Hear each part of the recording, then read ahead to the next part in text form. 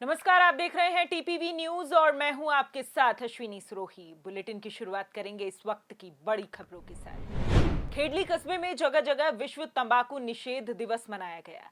इस दौरान राजकीय उच्च माध्यमिक विद्यालय और राजकीय रेफरल अस्पताल परिसर में विश्व तंबाकू निषेध दिवस मनाया गया। राजकीय उच्च माध्यमिक विद्यालय में प्रिंसिपल मुकेश कुमार की अध्यक्षता में विद्यालय स्टाफ और एनएसएस के स्वयंसेवकों द्वारा विश्व तंबाकू निषेध दिवस पर तंबाकू से निर्मित उत्पादों का सेवन नहीं करने सहित तंबाकू मुक्त क्षेत्र बनाने को लेकर शपथ दिलाई गई। वहीं राजकीय रेफरल अस्पताल परिसर में विश्व तंबाकू निषेध दिवस पीसीएमओ डॉक्टर रविराज की अध्यक्षता में मनाया गया। चिकित्सकों व अस्पताल स्टाफ सहित मरीजों ने तंबाकू का सेवन नहीं करने का आह्वान लिया। आज विद्यालय में विश्व तंबाकू निषेध एवं नशा मुक्ति दिवस के रूप में विद्यालय में उपलब्ध स्टाफ एवं उपलब्ध विद्यार्थियों के द्वारा शपथ ली गई कि हम तंबाकू एवं नशा इसका कभी भी जीवन में न तो उपयोग करते हैं और न करें, और इसके बारे में समस्त उपस्थित स्टाफ मेंबर एवं विद्यार्थियों को भी इससे होने वाले नुकसान, उसके दुष्परिणाम, परिवार पर पड़ने वाले दुष्प्रभाव एवं समाज में पड़ने वाले दुष्प्रभावों के बारे में बताया गया, अवगत कराया गया और इनसे शपथ दिलाई गई कि वो स्वयं तो इसका उपयोग करेंगे ही नहीं, इसके अलावा भी उनके जितने भी परिचित हैं, मिलने जुलने वाले हैं, उनको भी इस व्यसन से दूर रखवाने का प्रयास करें। भारतीय जनता पार्टी प्रदेश मुख्य प्रवक्ता और विधायक रामलाल शर्मा ने प्रदेश सरकार पर जमकर हमला बोला। उन्होंने कहा कि राजस्थान सरकार चिकित्सा क्षेत्र में अपनी बहुत बड़ी उपलब्धियां मानकर चल रही है, लेकिन वास्तविकता ये है कि आज प्रदेश के जितने भी पीएचसी और सीएचसी अस्पताल हैं, वहां जाकर सरकार अपना खुद भौतिक सत्यापन कर ले। पीएचसी और सीएचसी के अंदर दवाइयां उपलब्ध नहीं हैं, ड्रिप चढ़ाने के लिए इंजेक्शन उपलब्ध नहीं है और हालात इतने भयानक हैं कि गरीब आदमी को दवाइयां मिलना भी मुश्किल हो चुका है। उन्होंने कहा कि सरकार कुंभकर्ण की नींद में सो रहे अपने प्रशासनिक अधिकारियों को जगाने का भी काम करे, समय रहते हुए इनके ऊपर आवश्यक कार्रवाई भी करे ताकि लोगों को इलाज मुहैया हो सके। राजस्थान की सरकार मेडिकल क्षेत्र के अंदर अपनी बहुत बड़ी उपलब्धियां मानकर चल रही है कि हमने बहुत ऐतिहासिक काम मेडिकल के क्षेत्र में किया है और कोविड के दौरान इसी वजह से हम राजस्थान को बचा पाए। लेकिन वास्तविकता ये है, आज राजस्थान के जितने भी पीएचसी और सीएचसी है, वहां जाके सरकार खुद अपना भौतिक सत्यापन कर ले, अपना निरीक्षण कर ले। आज पीएचसी और सीएचसी के अंदर मेडिसिन उपलब्ध नहीं है, ड्रिप चढ़ाने के लिए सिरिंज उपलब्ध नहीं है और हालात इतने भयावह है कि गरीब आदमियों को दवाइयां मिलना भी मुश्किल हो चुका है। राजस्थान की सरकार चेते, अपने कुंभकर्ण की नींद सोई हुई सरकारी अधिकारियों को जगाने का काम करे और समय रहते इनके ऊपर कार्रवाई करने का काम करे और गरीब आदमियों को राहत पहुंचाने का काम करे। बीती रात को खेतड़ी थाने में 3 अलग अलग गांवों में 3 लोगों की मौत के मामले सामने आए। तीनों ही मामले प्रथम दृष्टया आत्महत्या के लग रहे हैं। हालांकि पुलिस जांच कर रही है। सीआई विनोद सांखला ने बताया कि हरिपुरा उदयपुर वाटी का घनश्याम मेघवाल मजदूरी करता है, जिसकी पत्नी प्रियंका मेघवाल मानसिक रूप से बीमार थी। रात को पानी के हौद में गिरने से उसकी डूबकर मौत हो गई। वहीं दूसरा मामला पपुराना के संदीप का है, जिसने फांसी लगाकर घर पर ही आत्महत्या कर ली। मृतक शराब का आदी था। वहीं एक अन्य महिला सुमन देवी की भी कुएं में गिरने से मौत हो गई।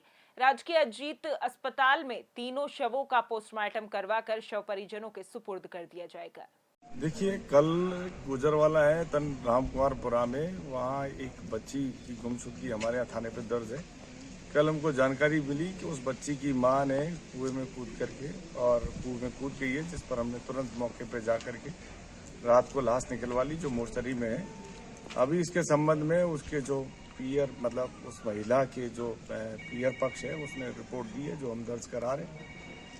रिपोर्ट दर्ज हो रही है और उसके साथ साथ हम मेडिकल बोर्ड से पोस्टमार्टम करा रहे हैं। इसके अलावा 2 बॉडी और है, जो एक तो एक लड़का है जो पपूर्ना का है, कोई काम वाम करता है और अभी उसके परिजन आ गए, उससे भी अभी रिपोर्ट मिल रही है। एक साथ ही साथ एक महिला है जो पानी के हौद में जाकर मतलब कूद करके उसने भी सुसाइड कर लिया, उसके परिजन आ रहे हैं। जैसी भी रिपोर्ट मिलेगी कानूनी कार्रवाई करेंगे।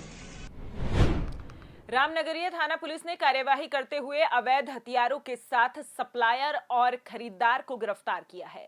पुलिस उपायुक्त पूर्व लॉर्ड कृष्णा ने बताया कि पकड़े गए आरोपियों ने पूछताछ में बताया है कि जयपुर शहर में बड़ी वारदात को अंजाम देने के लिए हथियार खरीदे जा रहे थे, लेकिन मुखबिर की सूचना पर पुलिस ने सभी आरोपियों को किसी बड़ी वारदात को अंजाम देने से पहले ही हथियार समेत गिरफ्तार किया है। पुलिस ने सप्लायर और खरीदार सहित 6 आरोपियों को गिरफ्तार किया है। वहीं आरोपियों के कब्जे से भारी मात्रा में अवैध हथियार बरामद किए गए हैं। बता दें कि ये कार्यवाही जयपुर कमिश्नरेट द्वारा चलाए जा रहे ऑपरेशन आज के तहत की गई है। प्रदेश कांग्रेस कार्यालय में राज्यसभा प्रत्याशियों के स्वागत कार्यक्रम का आयोजन किया गया। कांग्रेस के राज्यसभा प्रत्याशी मुकुल वासनिक, पार्टी प्रवक्ता रणदीप सुरजेवाला, प्रमोद तिवारी का पीसीसी में जोरदार स्वागत किया गया। इस दौरान तीनों प्रत्याशियों का माला पहनाकर और तिलक लगाकर स्वागत किया गया। कार्यक्रम में मुख्यमंत्री अशोक गहलोत, पीसीसी चीफ गोविंद सिंह डोटासरा, पूर्व डिप्टी सीएम और टोंक विधायक सचिन पायलट भी मौजूद रहे। तीनों प्रत्याशी विधानसभा में नामांकन दाखिल करेंगे।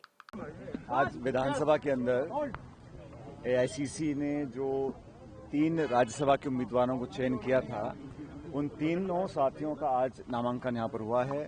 मुकुल वासनिक जी, प्रमोद तिवारी जी और रणदीप सुरजेवाला जी।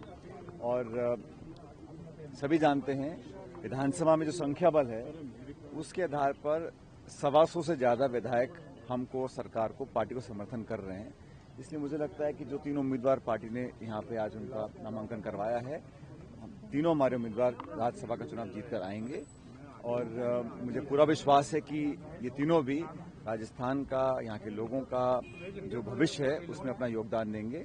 और आज अच्छे माहौल में सभी साथियों के साथ उनका नामांकन हम लोगों ने भरवाया है। सर, सुभाष चंद्रा ने 41 से ज्यादा वोट मिलने का दावा किया। राजस्थान निर्दलीय विधायकों ने बातचीत के बाद ही मैंने नामांकन दाखिल किया। जो मेरी जानकारी है, मुझे पता नहीं सही है गलत है, लेकिन जो उनका नामांकन है उसमें निर्दलित एक भी नहीं है। वो उम्मीदवार निर्दलीय हैं, लेकिन नामांकन भाजपा ने भरवाया है। उनके जो प्रपोजर हैं उनमें से कोई निर्दलीय विधायक नहीं है। और जो भी विधायक निर्दलीय हैं, लगभग सभी लोगों ने शुरू से ही कांग्रेस सरकार का समर्थन किया है। और इस आधार पर मैं जानता हूं कि हमारा जो संख्या बल है वो 125 से ज्यादा है। इसलिए जितना बहुमत हमें चाहिए 3 उम्मीदवारों को जिताने के लिए, उससे ज्यादा पर्याप्त बहुमत और समर्थन हमारे पास है। इसलिए तीनों हमारे जो उम्मीदवार हैं ये अच्छे बहुमत से जीतकर यहाँ से राज्यसभा के सांसद बनकर जाएंगे। मुझे लगता नहीं कि कोशिश कोई कर सकता है, लेकिन ये बड़ा स्पष्ट है, इसमें एक एक वोट व्यक्ति जानते हैं। और ये चुनाव विधानसभा में किस दल के कितने विधायक हैं उसके आधार पर किया जाता है। और सोनिया गांधी जी ने, राहुल जी ने जो उम्मीदवार दिए हैं, ये आंकड़े और संख्या बल देखने के बाद किए हैं। और जैसा मैंने पहले भी कहा कि जितना बहुमत हमको चाहिए 3 उम्मीदवारों को जिताने के लिए, उससे ज्यादा बहुमत हमारे पास विधानसभा के अंदर है। इसलिए क्योंकि नामांकन शायद 5 हो गए हैं, तो चुनाव तो शायद होगा, लेकिन हम तीनों हमारे जो उम्मीदवार हैं वो अच्छे बहुमत के साथ, बल्कि जितने आप लोग सोचते हैं उससे ज्यादा आंकड़ों के साथ जीत कर आएंगे। बीजेपी स्थानीय और बाहरी का मुद्दा बना रही, करेंगे अंतरात्मा की आवाज पे वोट करेंगे, जो निर्दलीय हैं दूसरी पार्टी। अभी अंदर स्थानीय के बाहर देखो, हम सब कांग्रेस का बड़ा परिवार है और सभी लोगों का अपना अपना योगदान रहा पार्टी के लिए। डॉक्टर मनमोहन सिंह जी यहाँ हमारे यहाँ से सांसद हैं और देश के प्रधानमंत्री रहे हैं। बाकी हमारे बड़े बड़े पदों पे अधिकारी रहे हैं, पदाधिकारी एआईसीसी के रहे हैं। तो सबसे सलाह करने के बाद, सबसे मशवरा करने के बाद एआईसीसी से निर्णय लिया है। और यहाँ नहीं, चाहे वो कर्नाटक हो, तमिलनाडु हो, महाराष्ट्र हो, छत्तीसगढ़ हो, जहां जहां पे उम्मीदवार उतारे हैं सब कांग्रेस के उम्मीदवार हैं और सब जीतकर जाएंगे जो उम्मीदवार हम लोगों ने उतारे हैं। कोटा शहर में चाकूबाजी की वारदातें थमने का नाम नहीं ले रही हैं। देर रात किशोरपुरा थाना क्षेत्र के साजी देहड़ा इलाके में बाइक सवार 1 दर्जन बदमाशों ने 27 वर्षीय युवक सिकंदर पर चाकू से हमला कर दिया। घायल युवक को उपचार के लिए एमबीएस अस्पताल में भर्ती करवाया गया है। वहीं किशोरपुरा थाना पुलिस आरोपियों की तलाश में जुटी है। घायल युवक सिकंदर ने बताया कि काम से घर लौटते समय घात लगाकर बैठे 15-20 बदमाशों ने उसे रोककर मारपीट करते हुए चाकू से हमला कर दिया। वहीं इस पीड़ित युवक के बयान के आधार पर पुलिस के द्वारा आरोपियों की शिनाख्त कर उन्हें तलाश किया जा रहा है। राष्ट्रीय राजमार्ग पर स्थित एसडीआरएफ बटालियन मुख्यालय गाड़ोता व रेंज स्तर पर पदस्थापित जवानों, अधिकारियों, कर्मचारियों ने विश्व तंबाकू निषेध दिवस पर तंबाकू का सेवन नहीं करने की शपथ ग्रहण की। साथ ही जवानों को तंबाकू और धूम्रपान से होने वाले नुकसानों के बारे में भी बताया गया। इस मौके पर सेना नायक पंकज चौधरी, दिनेश कुमार राजोरा, डिप्टी कमांडेंट ने बटालियन मुख्यालय पर सभी को शपथ दिलाई।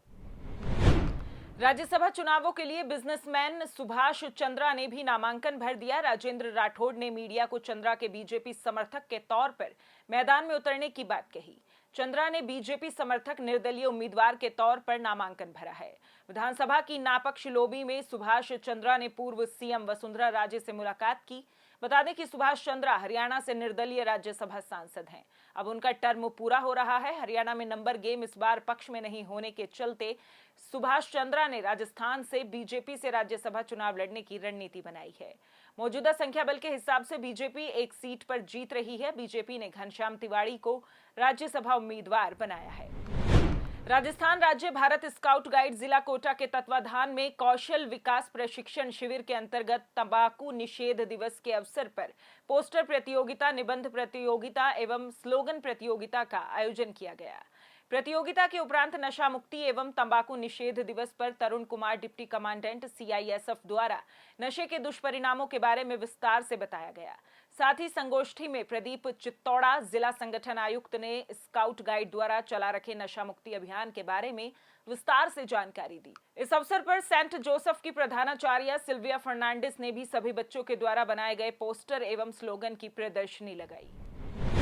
देश के प्रधानमंत्री नरेंद्र मोदी ने वर्चुअल माध्यम से गरीब कल्याण सम्मेलन के अंतर्गत केंद्र की ओर से चलाई जा रही जन कल्याणकारी योजनाओं के लाभार्थियों से सीधा संवाद किया। इस मौके पर चित्तौड़गढ़ मुख्यालय पर भी इंदिरा गांधी प्रियदर्शिनी ऑडिटोरियम में सांसद सीपी जोशी के नेतृत्व में हजारों लोगों ने इस कार्यक्रम में भाग लिया।